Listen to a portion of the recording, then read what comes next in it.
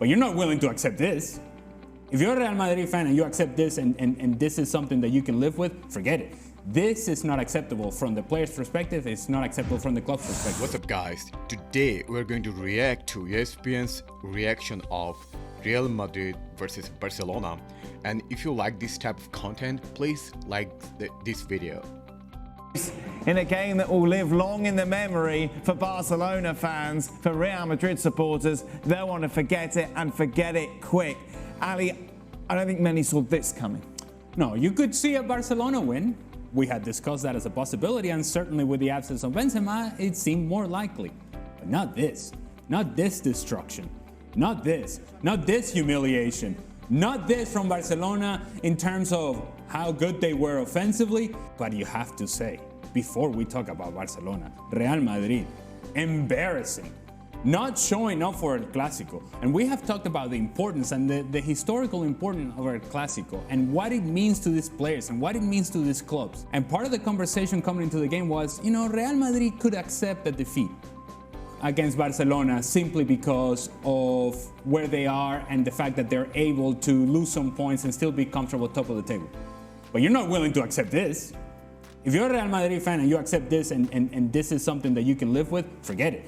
This is not acceptable from the player's perspective. It's not acceptable from the club's perspective. I mean, I totally agree 100% with Ale, what he said. This is a humiliation. Like, as a Real Madrid fan, do we deserve this kind of thing? I mean, forget about the points drift from Barcelona, how many points were ahead. I don't care. This is a abysmal performance.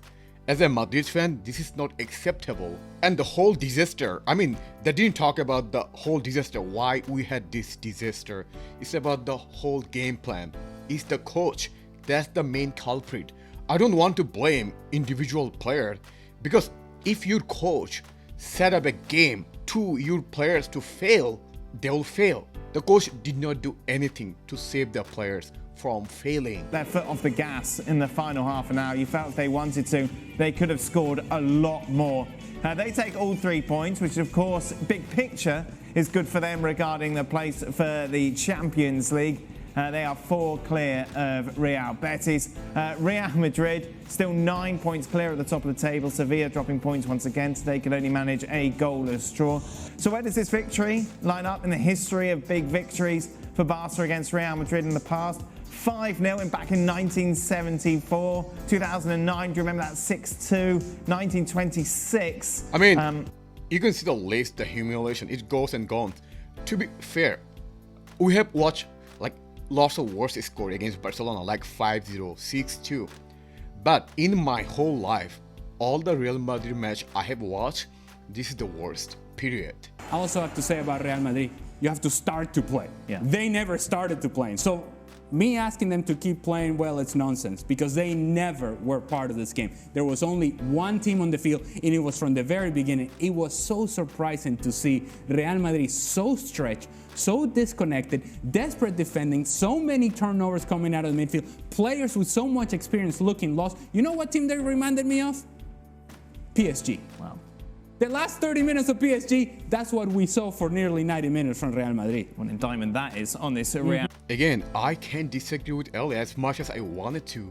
Like, if you see the PSG game, the last 30 minutes, the way PSG choked, we exactly played the whole 90 minutes today. Just think about that. How abysmal we were today. How horrendous we were today. I mean, only 2 players in my eye played decent level. Courtois and Valverde. That's it. Every other players were worse. And if you look at our defender, like both Militao and Alaba had a fantastic partnership the whole this season and in Champions League.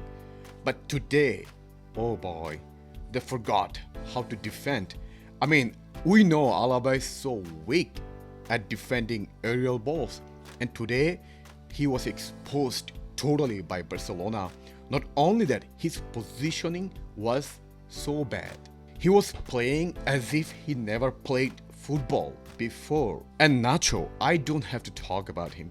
He was, oh my god, the way Dembele was playing against him. And then our midfield, whole KCM, again, a disaster. As much as we rate you, it would have still been hard for you to help this Real Madrid today. Oh yes, the Real Madrid team were woeful today. You don't want to have anything to do with it. I felt sorry for some of the substitutes coming on because you knew that there was nothing they could do to lift this team, to get them back into the game. And they'll be remembered for being part of this performance, because this was one of the worst performances I've seen in a long time. Forget the fact that it was in a Clasico, which is worse. I mean, yeah, this is one of the worst, not one of this, the worst performance in last 10 years, period. It is worse the Ajax game. It was awful, and you know everything that Ali's has been saying, and the boys and yourself have been saying is probably true.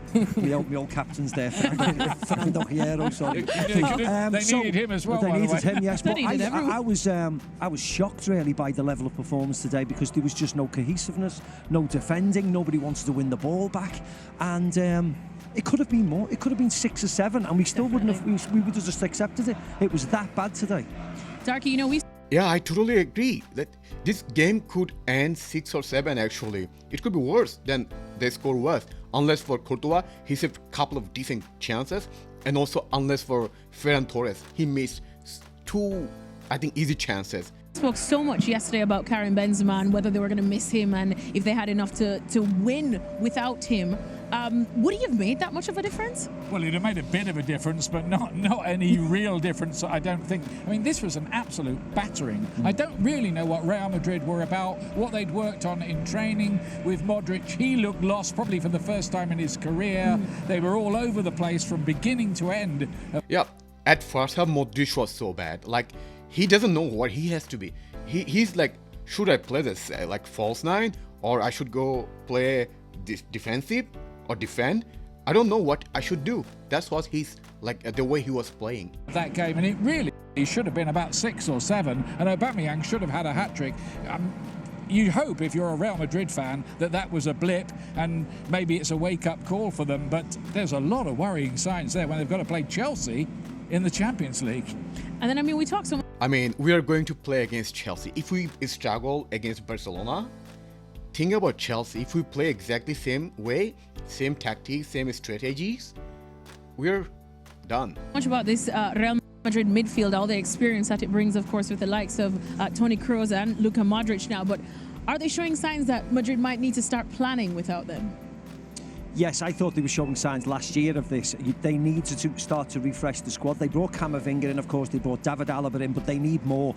I think if they're going to go and be successful in European football, they're going to need a lot more than they've got. 4, 5, 6, 7 signings. We know Mbappe's coming through the door, but Benzema's 34, Luka Modric is going to be 37 in September, Toni Kroos, Casemiro, you know, Nacho, Carvajal have been around for a long time, so definitely they need strengthening again. Maka, you've been in the... I mean, I totally agree. Actually, this KCM, we have seen time and time that they cannot play together in high intensity against high pressure team like Barcelona, like Liverpool or Bayern or City or Chelsea. But somehow our coach keeps playing them at the same time. I mean, you have to keep young players and experienced player and make a balance in the team. This KCM should not play together in high intensity match since that Ajax match. That's the last time they should play together. There's more to it than winning the league. There's winning it with a bit of style, and there's winning it going down like that really weak and mild manner today, and it was a real disappointment. I've seen some of the ex-players around, and they were as shocked as me. This performance has just come out of nowhere. Has this been Barcelona's best or most complete performance you've seen from them this season? Oh, this season, without a shadow of a doubt. I mean, it's been one of the most one-sided Clasico. I know they've won 5, and when Jose took Madrid and they were beaten easily, but that was in the Camp Nou. The fact that they came here, scored 4, could have scored 3, 4 more with chances missed and Courtois making saves. This was as comfortable and as one-sided Clasico that I've seen, because it was the away team who dominated today. We have to credit Xavi. Like, he has a vision, he has a philosophy, and he knows how to get best out of whatever players he has in his team. So yeah, the architect of today's failure is one person, is our coach. I mean, the way he set up the formation and the lineup absolutely did not work. I mean, look at this. We have Vinicius on the left and Rodrigo on the right. And as a striker or false nine, there is no one. That's why Kroos or Modric has to go forward, and which ultimately creating a lot of space in the midfield. And that's why Barca was playing so much better, because we have no one in the middle, in the striker position. The obvious choice would be Jovic or Hazard at a false 9, or maybe Bale.